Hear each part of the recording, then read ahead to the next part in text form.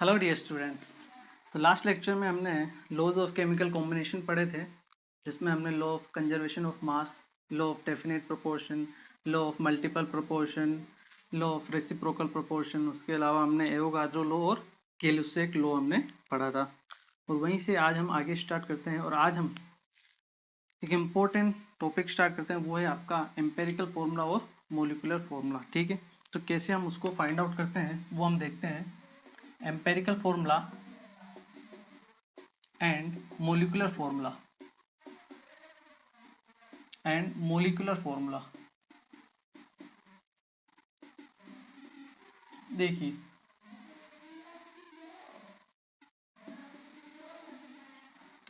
अभी अगर मैं पूछूं आपको कि ग्लूकोज का क्या फॉर्मूला है, बताइए ग्लूकोज का क्या फॉर्मूला होता है?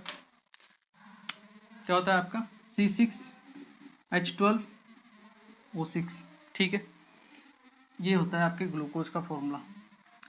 तो एक तो होता है आपका मोलिकुलर फॉर्मूला और एक होता है एम्पेरिकल फॉर्मूला। मोलिकुलर फॉर्मूला क्या होता है? मोलिकुलर फॉर्मूला वो फॉर्मूला होता है जो आपके किसी भी मोलिक्यूल में एक्चुअल में कितने नंबर ऑफ एटम्स प्रेजेंट है वो शो करता है।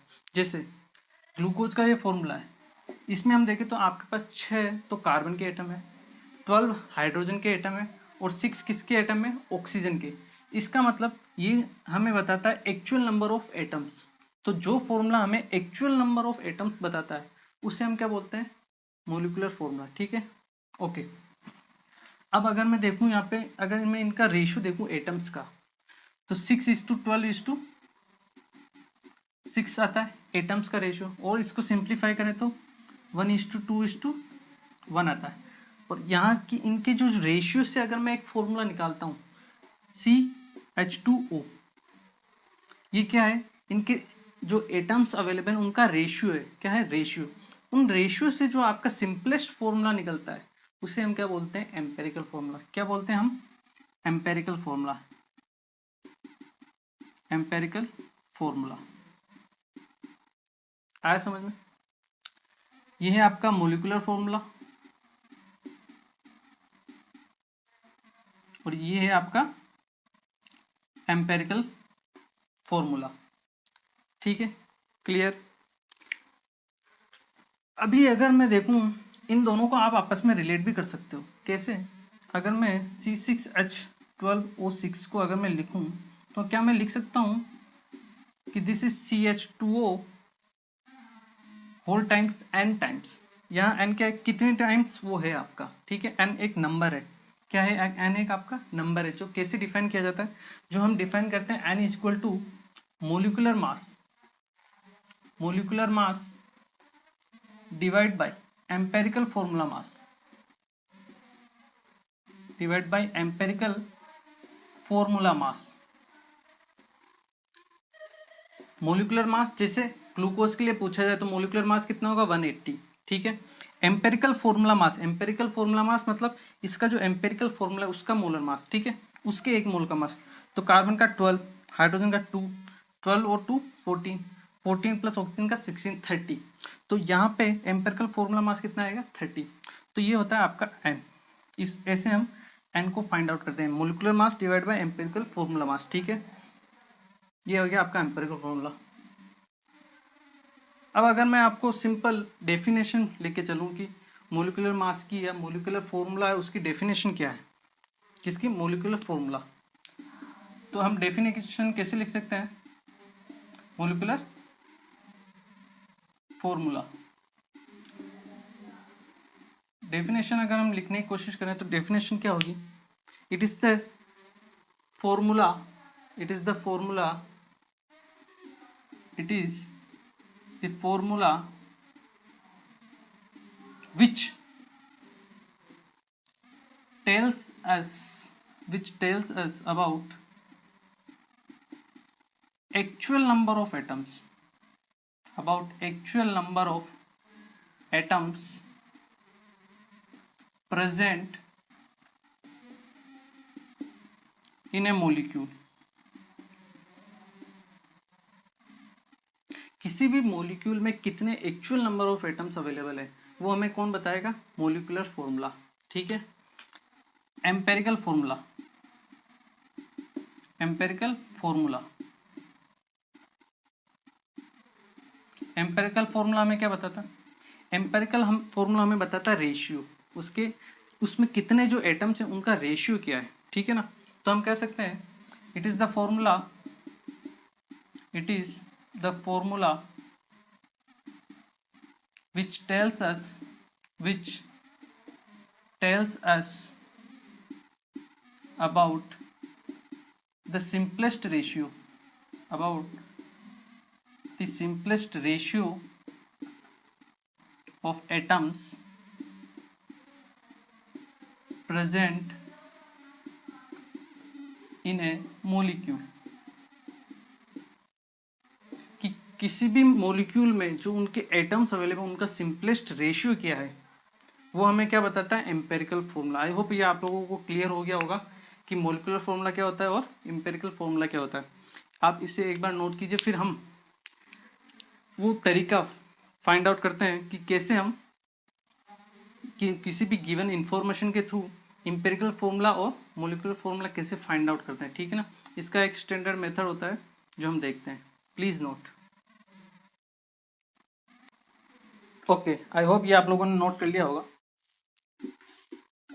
तो देखिए कि कैसे हम एम्पेरिकल फॉर्मूला और मॉलिक्यूलर फॉर्मूला फाइंड आउट करते हैं, उसका जो स्टैंडर्ड मेथड है वो हम देखते हैं कि उसका क्या स्टैंडर्ड मेथड है, ठीक है ना। इसके लिए हम एक क्वेश्चन करते हैं और उस क्वेश्चन के थ्रू हम इसे समझते हैं कि कैसे हम एम्पेरिकल फॉर्मूला को फाइंड आउट कर सकते हैं। क्वेश्चन लिखना है आपको दिया हुआ है, in an organic compound, in an organic compound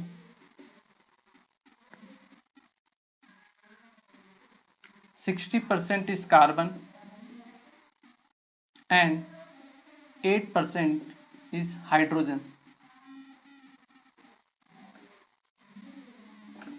60% आपका कार्बन है और 8% क्या है आपका हाइड्रोजन।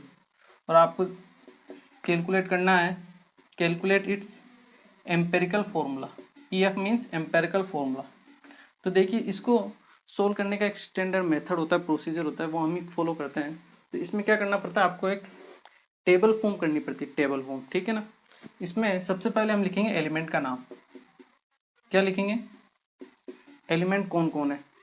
तो देखिए सबसे पहले मैं आपको ये बता देता हूँ कि ऑर्गेनिक कंपाउंड क्या होता है टेबल बनाने से पहले।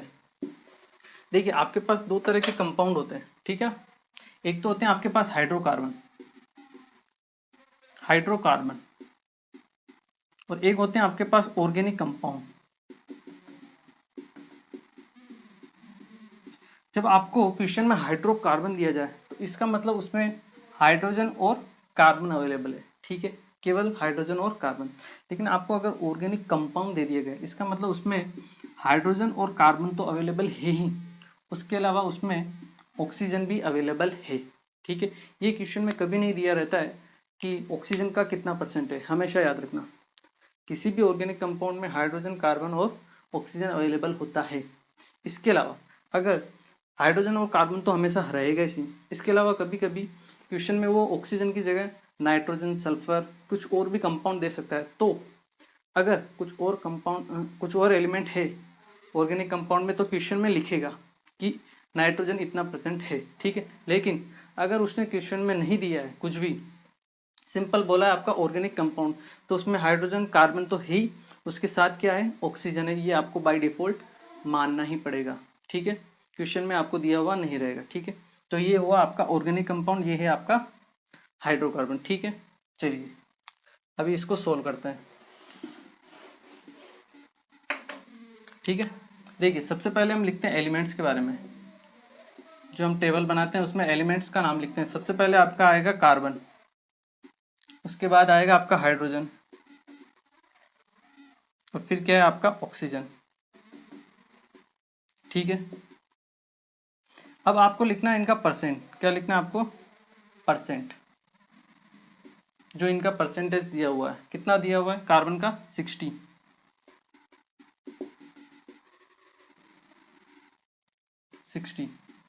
हाइड्रोजन का आपका कितना दिया हुआ है? 8। ऑक्सीजन का कितना होगा? 100 -60 -8 32। क्लियर? ओके। नेक्स्ट स्टेप में हम क्या करेंगे, जो इनका परसेंटेज है उसको हम डिवाइड करेंगे मोलर मास से। क्या करेंगे, इनके मोलर मास से। कार्बन का मोलर मास कितना है 12, तो 60/12 इक्वल टू 5। हाइड्रोजन का 8 डिवाइड बाई इसका मोलर मास 1, ये आया आपके पास 8। 32 डिवाइड बाई इसका मोलर मास, ऑक्सीजन का कितना मोलर मास 16, ये कितना है आपके पास 2। क्लियर है? अब देखिए कभी कभी क्या है, ये रेशियो जो आया अभी तो हमारे सिंपलेस्ट रेशियो में आ गया, ठीक है, इंटीजर में आ गया, लेकिन कभी कभी क्या पॉइंट्स में आ जाता है। जैसे सपोज करो कभी आपके 5.5 आ गया, ये 8.8 आ गया और ये 2.2 आया, उस कंडीशन में हम क्या करेंगे, ऐसी कंडीशन में इसको आपको क्या करना पड़ेगा, सिंपलेस्ट रेशियो में कन्वर्ट करना पड़ेगा। किसमें? सिंपल रेशियो में। नेक्स्ट स्टेप होता है, वो होता है इसका सिंपल रेशियो। जो आपका रेशियो आया है, क्योंकि देखिए पॉइंट्स में तो क्या एटम्स अवेलेबल होते नहीं है, पॉइंट में तो होंगे नहीं एटम कि कार्बन 2.2 एटम है, ऐसा नहीं होगा। तो हमें क्या करना पड़ेगा, उसको सिंपल रेशियो में कन्वर्ट करना पड़ेगा। सिंपल रेशियो में कन्वर्ट करने के लिए आपको क्या करना है कि जो सबसे छोटा डिजिट है उसमें से सबको डिवाइड करना है। जैसे इन तीनों में से सबसे जो छोटा है वो क्या है आपका 2.2, तो आपको क्या करना है, सबको 2.2 से डिवाइड करना है। ठीक है, सबको क्या करना है आपको 2.2 से डिवाइड करना, फिर आंसर लिखना है। इसका कितना आया 1, इसका कितना आया 4, इसका कितना आएगा 5 और ये आएगा 2। ठीक है, ये आया 5/2, 4 और 1। इसको और सिंपल में हम कन्वर्ट करने के लिए क्या करेंगे, इसको 2 से मल्टीप्लाई करेंगे। ठीक है, इसको भी 2 से करेंगे, इसको भी 2 से करेंगे, तो फाइनली आंसर आएगा 5, ये आएगा 8 और ये आएगा 2। तो हमारा जो सिंपलेस्ट रेशियो आया है, सिंपल रेशियो, वो क्या आया आपका 5:8:2। इस तरह हमको कन्वर्ट करना पड़ेगा।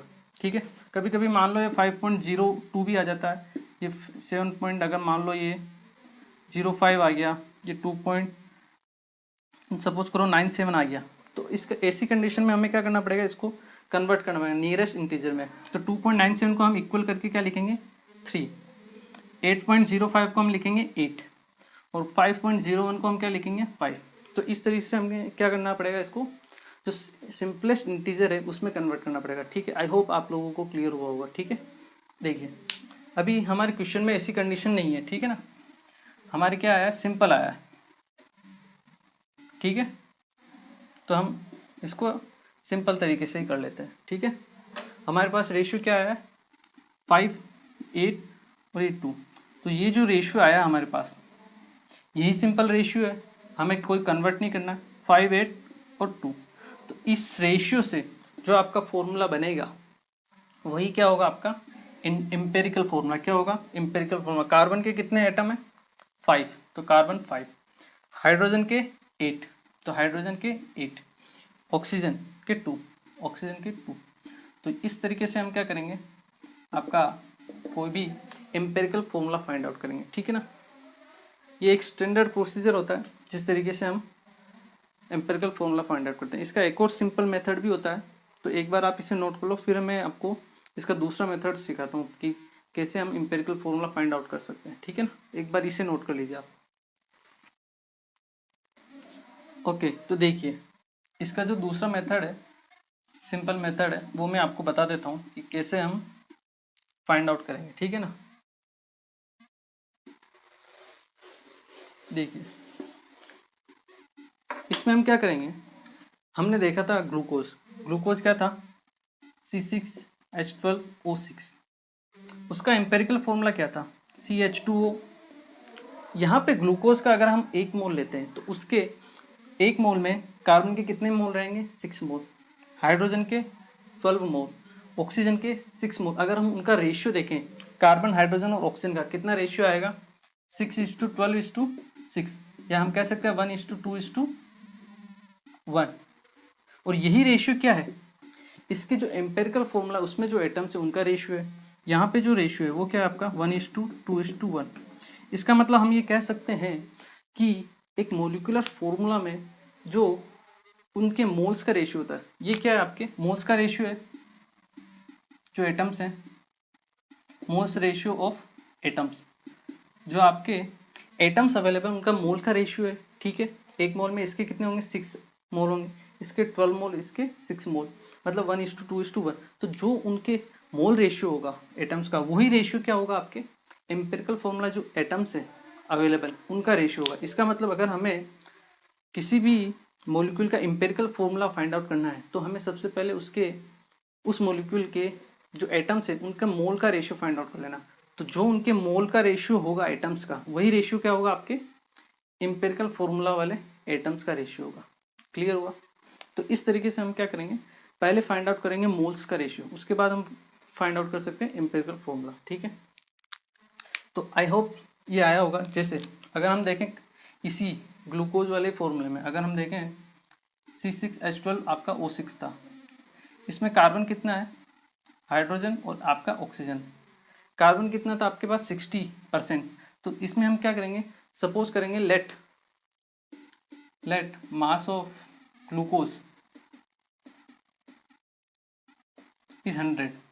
हम क्या करेंगे, उसका मास मान लेंगे 100 ग्राम। ठीक है, कार्बन कितना हुआ 60 ग्राम, हाइड्रोजन 8 ग्राम, ऑक्सीजन 32 ग्राम। इसको हम किससे डिवाइड करेंगे, उनके मोलर मास से। 60 डिवाइड बाई 12 5, 8/8 8/1 या 8 और 32/16। तो अब इनके जो मोल का रेशियो है, मोल रेशियो वो क्या है 5:8:2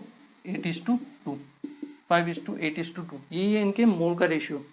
इनके मोल का जो रेशियो होगा वही क्या होगा इनके एम्पेरिकल फॉर्मूला, मतलब जो एम्पेरिकल फॉर्मूला जो एटम्स है उनका रेशियो। तो एम्पेरिकल फॉर्मूला इससे हम लिख सकते हैं C5H8O2।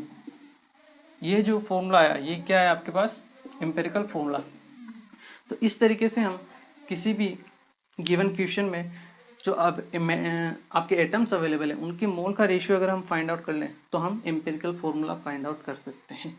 यही हमारा तरीका रहेगा। आगे हम जितने भी क्वेश्चन करेंगे उनमें हमारा एक ही टारगेट रहेगा, क्या रहेगा कि कैसे ना कैसे करके हमें उस कंपाउंड में, उस मॉलिक्यूल में प्रेजेंट जितने भी एटम्स हैं उनका मोल रेशियो आना चाहिए। क्या निकालना है, क्या फाइंड आउट करना है, मोल रेशियो।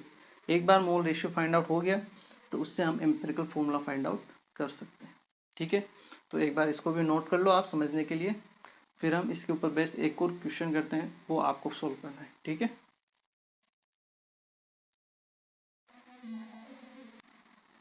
ओके, तो आई होप ये आपने नोट कर लिया होगा।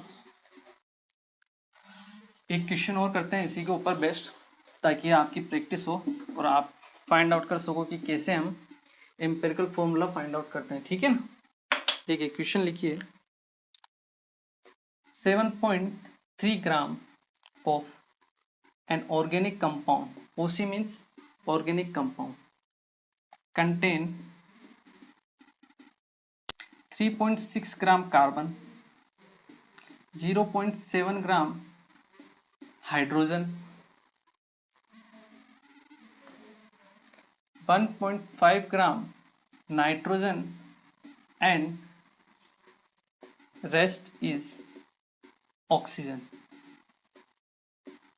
Calculate its empirical formula. आपको क्या फाइंड आउट करना है, एम्पेरिकल फॉर्मूला फाइंड आउट करना है। ट्राई करो, मोल का रेशियो निकालो। मोल का रेशियो पता है मुझे कि आप लोगों को निकालना आता है। ठीक है, तो मोल का रेशियो निकालो, उससे आप एम्पेरिकल फॉर्मूला निकाल सकते हो। वीडियो को पॉज करो, ट्राई करो। ओके, देखिए मैं स्टार्ट करता हूँ। ठीक है, ये आपका ऑर्गेनिक कंपाउंड, इसमें आपको टोटल कितना है 7.3 ग्राम। क्लियर। कार्बन कितना है आपका 3.6 ग्राम। हाइड्रोजन कितना है आपका 0.7 ग्राम। नाइट्रोजन कितना है 1.5 ग्राम। और ऑक्सीजन कितना है रेस्ट। तीनों को ऐड करो, टोटल में से माइनस करो, ऑक्सीजन आएगा। तीनों को ऐड करो, कितना आता है 3.6 1.5, क्या आएगा 4 5.1 5.1 और 0.7 5.8। तो 7.3 माइनस 5.8 0.2 1.5। ऑक्सीजन आएगा आपके पास 1.5 ग्राम। ठीक है, क्लियर। ये तो इनके ग्राम है, हमें क्या निकालना है मोल रेशियो। कैसे निकालेंगे, डिवाइड करेंगे किससे, मोलर मास से। मोल क्या होता है, मास अपॉन मोलर मास। तो हम यहाँ से निकालेंगे मोल रेशियो। 3.6 डिवाइड बाई 12, या फिर हम इसके मोल ही निकालेंगे, ठीक है ना।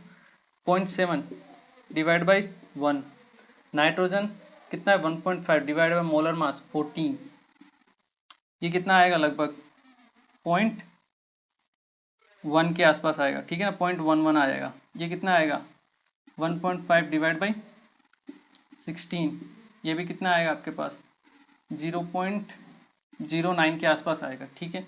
अब ये जो 0.09 आया इसको हम ऑलमोस्ट क्या लिखेंगे 0.1, ये जो 0.1 आया इसको भी हम क्या लिखेंगे 0.1, यहाँ कितना आया 0.7, यहाँ पे कितना आएगा आपके पास 0.3। तो ये है इनके मोल, ठीक है, जो नंबर ऑफ मोल्स है वही क्या है इनके मोल का रेशियो। तो इनके मोल का रेशियो क्या हुआ 0.3:0.7 0.1 और सिंपली हम लिखें तो 3:7:1:1। तो यहाँ से हम इसका एम्पेरिकल फॉर्मूला फाइंड आउट कर सकते हैं। एम्पेरिकल फॉर्मूला क्या होगा आपका, जो आपका एम्पेरिकल फॉर्मूला वो क्या होगा C3H7N1 ऑक्सीजन 1। तो इस तरीके से हम क्या कर सकते हैं एम्पेरिकल फॉर्मूला फाइंड आउट कर सकते हैं, ठीक है। तो आई होप ये आया होगा आपको समझ में, नहीं आया एक क्वेश्चन और करते हैं, ठीक है, तब तक आप इसे नोट करो। ओके हम स्टार्ट करते हैं एक और क्वेश्चन से। आई एम श्योर इसके बाद तो आपको आ ही जाएगा कि कैसे हम मॉलिक्यूलर फॉर्मूला और एम्पेरिकल फॉर्मूला फाइंड आउट करते हैं, ठीक है। क्वेश्चन लिखिए। क्वेश्चन क्या कहता है, in a compound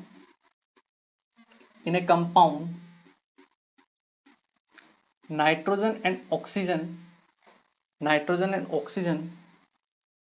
are present in 7:16 mass ratio, ठीक है। the vapor density of the compound is 46, उसकी क्या दी हुई है आपको वेपर डेंसिटी दी हुई है।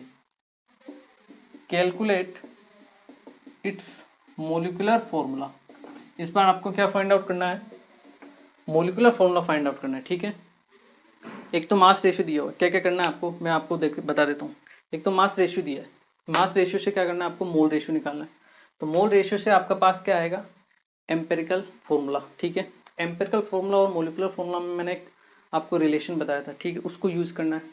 यहाँ आपको दिया हुआ है वेपर डेंसिटी और मोलिकुलर फॉर्मूला में क्या रिलेशन होता है वो आपको यूज़ करना है, ठीक है ना। तो आपको पता है क्या क्या यूज़ करना है आपको, आप इस वीडियो को पॉज करो और ट्राई करो, ठीक है। देखिए सबसे पहले तो हम क्या करते हैं, हमें क्या चाहिए सबसे पहले तो मोल रेशियो चाहिए, ठीक है। ये याद रखो हमेशा, ये आपका कोई भी कंपाउंड है, ठीक है ना, आपका कंपाउंड हो गया। इसमें क्या एक तो नाइट्रोजन है, एक क्या है ऑक्सीजन, 7:16 मास रेशियो है। क्या है ये मास रेशियो अपने को क्या चाहिए मोल रेशियो कैसे निकालेंगे पता है आपको, मास upon molar mass. 17 divide by molar mass 14 कितना है 0.5, इसका मास 16 डिवाइड बाई मोलर मास 16 कितना आया 1, 0.5:1, इसको हम क्या लिख सकते हैं 1:2। क्लियर है। ये क्या है आपके पास, ये है आपके पास मोल रेशियो। क्या आया आपके पास मोल रेशियो, ठीक है ना। नाइट्रोजन और ऑक्सीजन का मोल रेशियो आया।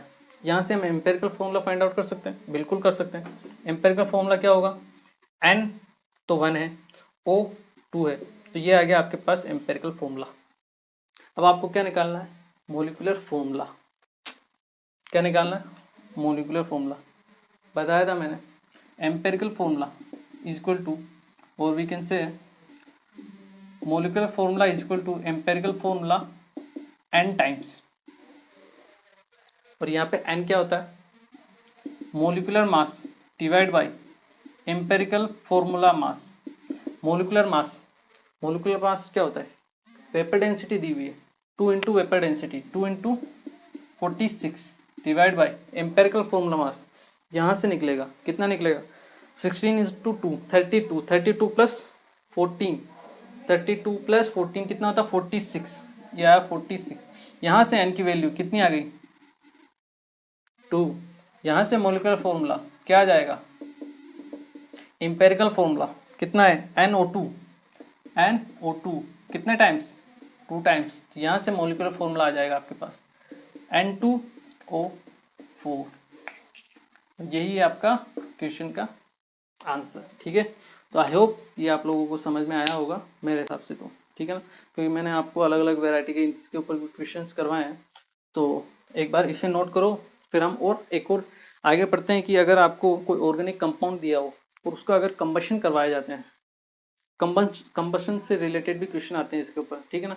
तो अब इसको एक बार नोट करो, फिर हम कंबशन से कैसे मोलिकुलर फॉर्मूला और एम्पिरिकल फॉर्मूला फाइंड आउट करते हैं वो हम आगे देखते हैं। ठीक है, तब तक आप इसे नोट करो। ओके, तो आई होप ये आप लोगों ने नोट कर लिया होगा और आपको समझ में भी आया होगा कि कैसे हम एम्पिरिकल फॉर्मूला फाइंड आउट करते हैं। ठीक है, तो अब हम एम्पिरिकल फॉर्मूला फाइंड आउट करने के लिए एक और मेथड देखते हैं। इसमें क्या होता है, कभी कभी कोई आपको ऑर्गेनिक रिएक्शन दे दी जाती है, ठीक है, उसका कंबशन करवाया जाता है और उसके जरिए आपको पूछ लिया जाता है कि आपको एम्पिरिकल फॉर्मूला और मोलिकुलर फॉर्मूला फाइंड आउट करना है। तो हम कैसे फाइंड आउट कर सकते हैं, देखिए टॉपिक बना के आप लिख लीजिए, calculation of molecular formula and empirical formula from combustion data,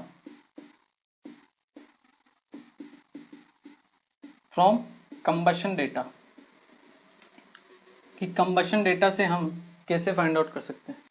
तो देखिए आपको क्या है, सबसे पहले ऑर्गेनिक कोई कंपाउंड दिया हुआ है, सपोज करो CX HY एंड OZ, जिसमें आपके X तो क्या है कार्बन के एटम है, Y क्या है आपके हाइड्रोजन के एटम है और Z क्या है आपके ऑक्सीजन के एटम है। ठीक है, एक चीज आपको हमेशा याद रखनी है कि जब भी ऑर्गेनिक कंपाउंड का कंबशन होता है, कंबशन मीन्स उसको जलाना, तो आप किसकी प्रेजेंस में जलाओगे, आप ऑक्सीजन की प्रेजेंस में। ठीक है, और हमेशा आपको जो मिलेगी आउटपुट में वो मिलेगी आपको एक तो CO2 गैस और एक आपको क्या मिलेगी H2O गैस। ठीक है, CO2 और H2O आपको मिलेगा। ठीक है, अब देखिए अब इसको बैलेंस करना है हमें कि कैसे बैलेंस करें।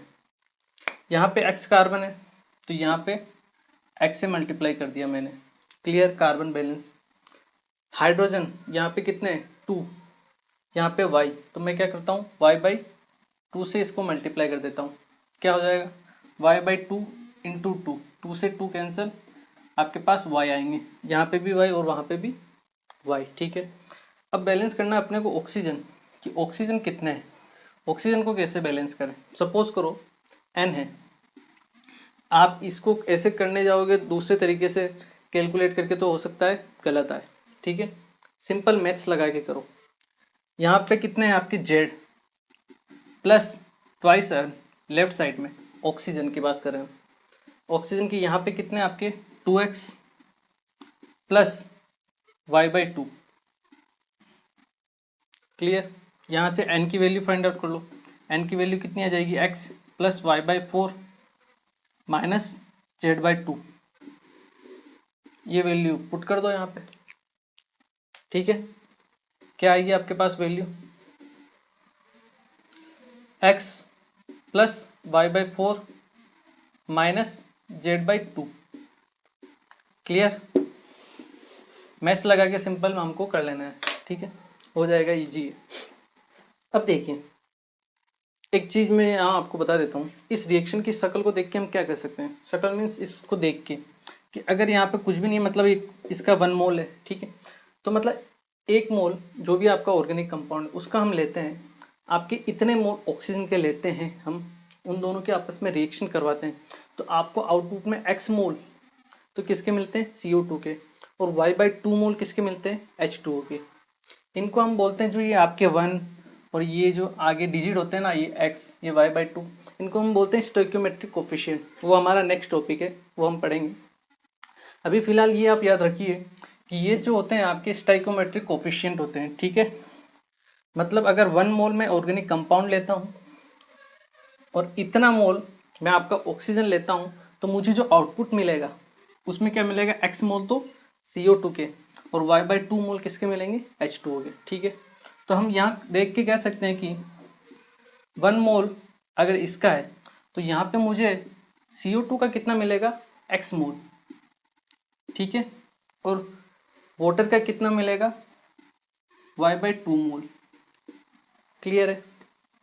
अगर मैं लेफ्ट हैंड साइड में अगर बात करूँ इस ऑर्गेनिक कंपाउंड में कि अगर 1 मोल आपका ग्लूकोज है, या ग्लूकोज नहीं है, ये आपका एक ऑर्गेनिक कंपाउंड है 1 मोल, इसमें मैं आपको पूछूं कि कार्बन के मोल कितने हैं, कार्बन के मोल अगर जैसे x की जगह मान लो 2 होता है यहाँ पे, तो 1 मोल इस ऑर्गेनिक कंपाउंड में कार्बन के कितने मोल होते, 2 मोल, ठीक है। वैसे ही यहाँ पे क्या है, x है, तो 1 मोल ऑर्गेनिक कंपाउंड में कार्बन के कितने मोल हुए, x, ठीक है। नहीं आया समझ में। जैसे ग्लूकोज का हमने देखा था एग्जाम्पल, C6H12O6 था, 1 मोल ग्लूकोज में कार्बन के कितने एटम है, 6, हाइड्रोजन के 12, ऑक्सीजन के 6। मैंने 6 को हटा के ये सब हटा दिए। अब अगर मैं पूछता हूँ 1 मोल ऑर्गेनिक कंपाउंड में कार्बन के कितने मोल है, x, हाइड्रोजन के y, ऑक्सीजन के j, ठीक है। तो अगर मैं कहूँ कि मोल्स ऑफ कार्बन यहाँ पे कितने हुए आपके, x मोल, ठीक है। यहाँ पे अगर मैं बात करूँ moles of CO2, moles of CO2 ये कितने आपके, x मोल, ठीक है। तो इन दोनों को हम रिलेशन में फाइंड आउट लिख के इन दोनों से हम क्या लिख सकते हैं कि moles of carbon is equal to moles of CO2 लिख सकते हैं, दोनों ही x है, मीन्स मोल्स ऑफ कार्बन मतलब NC is equal to moles of CO2 NCO2। ये हमारे पास एक इंपॉर्टेंट रिलेशन फाइंड आउट होता है। देखिए हमें क्या निकालना है, एम्पेरिकल फॉर्मूला। एम्पेरिकल फॉर्मूला निकालने के लिए मैंने आपको बताया था कि हमको मोल रेशियो चाहिए, मतलब मोल चाहिए। तो इस रिलेशन से हम क्या कर सकते हैं, मोल्स ऑफ कार्बन निकाल सकते हैं, ठीक है। ऐसे ही हम एक और रिलेशन फाइंड आउट करेंगे, किसके लिए, हाइड्रोजन के लिए, ठीक है। उससे हम मोल्स ऑफ हाइड्रोजन निकालेंगे, तो हम मोल्स ऑफ कार्बन भी निकाल लेंगे और मोल्स ऑफ हाइड्रोजन भी निकाल लेंगे, उनका मोल रेशियो निकाल लेंगे, और उससे हम क्या करेंगे, एम्पेरिकल फॉर्मूला फाइंड आउट करेंगे। ये तो था आपका किसके लिए, कार्बन के लिए, ठीक है। वैसे ही अब मैं अगर बात करूं यहाँ पे हाइड्रोजन के मोल्स ऑफ हाइड्रोजन ये कितने होंगे आपके पास, y। यहाँ पे मोल्स ऑफ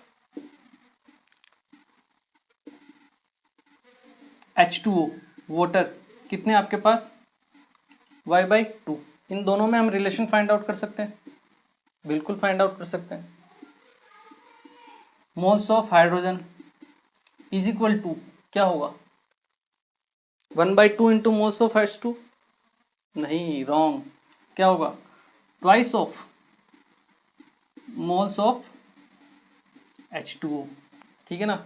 यहाँ पे मिस्टेक करते हैं बच्चे, यहाँ पे क्या लिख देते हैं 1/2, 1/2 नहीं होगा, क्या होगा, ट्वाइस, क्योंकि H2O के मोल कितने, y/2 है, तो उसका 2 टाइम्स कितना होता है, y, और हाइड्रोजन के मोल हैं y, ठीक है ना। तो ये ध्यान रखना। यहाँ से हम लिख सकते हैं moles of hydrogen is equal to twice of moles of H2। ये दो रिलेशन आपको याद रखने, कौन से, moles of carbon is equal to moles of CO2, moles of hydrogen is equal to twice of moles of H2। अगर आपको कोई भी क्वेश्चन आता है जिसमें आपको एम्पेरिकल फॉर्मूला या मोलिकुलर फॉर्मूला फाइंड आउट करना है, आपको ऑर्गेनिक कंपाउंड की इस टाइप की रिएक्शन दी हुई है, तो आपको ये दो चीज़ें हमेशा याद रखनी पड़ेगी, ठीक है। यहाँ से हम निकालेंगे मोल्स ऑफ कार्बन, यहाँ से निकालेंगे मोल्स ऑफ हाइड्रोजन, और उनके मोल रेशियो से हम निकालेंगे एम्पेरिकल फॉर्मूला, ठीक है। तो एक बार इसे नोट करो आप, फिर हम इस पे बेस्ड एक क्वेश्चन करते हैं ताकि आपकी अच्छे से प्रैक्टिस हो जाए, ठीक है। तब तक आप इसे नोट कीजिए। ओके, तो आई होप आप लोगों ने नोट कर लिया होगा, ठीक है ना। इसी के ऊपर बेस्ड हम एक क्वेश्चन कर लेते हैं ताकि आपकी क्या हो जाए, अच्छे से इसके ऊपर प्रैक्टिस हो जाए, ठीक है ना। देखिए क्वेश्चन क्या कहता है, क्वेश्चन कहता है आपका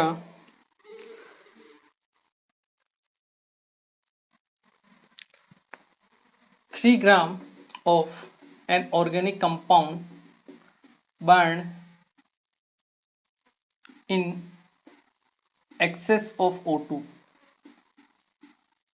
क्या है आपका 3 ग्राम ऑर्गेनिक कंपाउंड बर्न होता है एक्सेस ऑफ O2 में, ठीक है। Gives 4.4 gram CO2 and 1.8 gram H2O। आपको क्या फाइंड आउट करना है, calculate its empirical formula. Calculate या फाइंड आउट, ठीक है ना, आपको एम्पेरिकल फॉर्मूला फाइंड आउट करना है। देखिए आप इसे पोज करके ट्राई भी कर सकते हो, कोई दिक्कत नहीं है। मैं स्टार्ट करता हूँ, ठीक है ना। आपको कोई भी ऑर्गेनिक कंपाउंड दिया हुआ है, इसका कितना ग्राम है, 3 ग्राम, ठीक है। इसमें O2 है, उसको बर्न किया है, हमको CO2 और H2O मिलती है। क्या रिलेशन हमने फाइंड आउट किया था, moles of carbon is equal to moles of CO2, ठीक है। यहाँ से हमको मोल्स ऑफ कार्बन निकालने हैं। मोल्स ऑफ CO2 मास दिया हुआ है कितना 4.4 CO2 का, डिवाइड बाय इसका मोलर मास कितना होता है 44। तो यहाँ से हमारे पास मोल्स आते हैं किसके, कार्बन के। यहाँ से हम इसका मास भी निकाल सकते हैं। अगर हम निकालना चाहें मास ऑफ कार्बन कितना आएगा 0.1 इंटू कार्बन का मास 12 ग्राम, 12 ये आया 1.2 ग्राम। क्लियर, एक चीज यहाँ से आ गई। अब दूसरा जो रिलेशन हमने लिखा था किसके लिए लिखा था, हाइड्रोजन के लिए। Moles of hydrogen is equal to twice of moles of H2O, ठीक है। Twice into moles of H2O, mass upon molar mass 1.8 divide by 18, ये कितना आया 0.2 मोल, ठीक है, हाइड्रोजन के। यहां से इसका अगर हम मास निकालें कितना आएगा 0.2 इंटू हाइड्रोजन का मास 1.2 ग्राम। ये मैंने इसलिए निकाला हाइड्रोजन और कार्बन का मास क्योंकि अपने को ऑर्गेनिक कंपाउंड दिया हुआ है, और ऑर्गेनिक कंपाउंड के लिए मैंने आपको बताया था कि उसमें कार्बन होता है, हाइड्रोजन होता है, और साथ में क्या होता है ऑक्सीजन, जो क्वेश्चन में हमें कभी नहीं देगा, इसमें भी नहीं दिया है। तो हमें ये फाइंड आउट करना पड़ेगा कि ऑर्गेनिक कंपाउंड में ऑक्सीजन है या नहीं है। तो वो हम कैसे फाइंड आउट करेंगे, हम इंडिविजुअल कार्बन और हाइड्रोजन का मास फाइंड आउट करेंगे। देखेंगे अगर उसका जो मास है टोटल 3 ग्राम मतलब ऑर्गेनिक कंपाउंड के इक्वल आ जाता है तो इसका मतलब उसमें ऑक्सीजन नहीं है, लेकिन अगर कम आता है इसका मतलब उसमें ऑक्सीजन अवेलेबल है। तो यहाँ से हम देख सकते हैं कि कार्बन का मास है 1.2 ग्राम, हाइड्रोजन का मास है 0.2 ग्राम, टोटल मास है आपका 3 ग्राम, इसका मतलब इसमें ऑक्सीजन अवेलेबल है। तो यहाँ से हम निकालेंगे मास ऑफ ऑक्सीजन, ठीक है, कितना रहेगा 3, ये 1.2 और ये 0.2 मतलब 1.4, 3 माइनस 1.4 ये आपके पास आ जाएगा 1.6 ग्राम।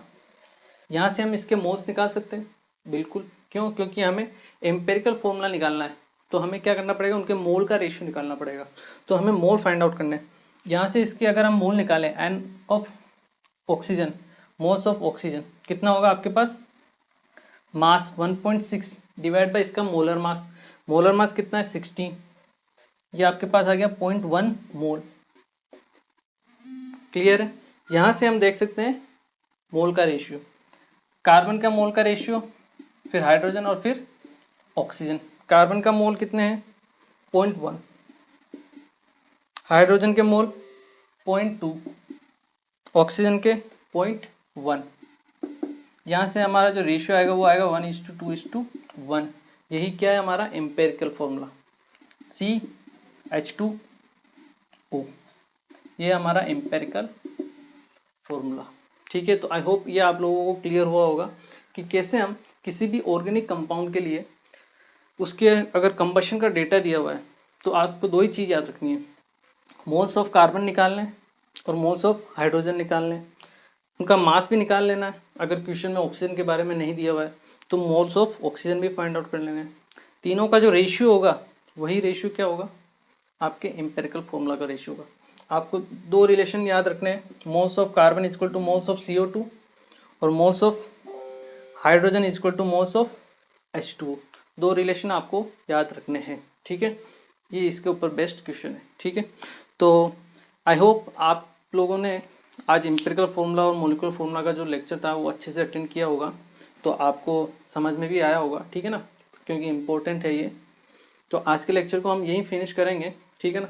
नेक्स्ट जो लेक्चर है उसमें हम स्टोइकियोमेट्री कोफिशिएंट्स के बारे में देखेंगे कि क्या होते हैं वो, जो मैंने आपको हल्का सा आइडिया दे दिया था कि जो आपके रिएक्शन में XYZ लिखे रहते हैं, जो भी ऑर्गेनिक मॉलिक्यूल है उसके आगे, वही होते हैं आपके स्टोइकियोमेट्रिक कोफिशिएंट, ठीक है। क्या होते हैं और उससे हम क्या क्या इन्फॉर्मेशन गैदर कर सकते हैं वो हम नेक्स्ट जो हमारा लेक्चर है उसमें फाइंड आउट करेंगे, ठीक है। तो मिलते हैं नेक्स्ट लेक्चर। Thank you.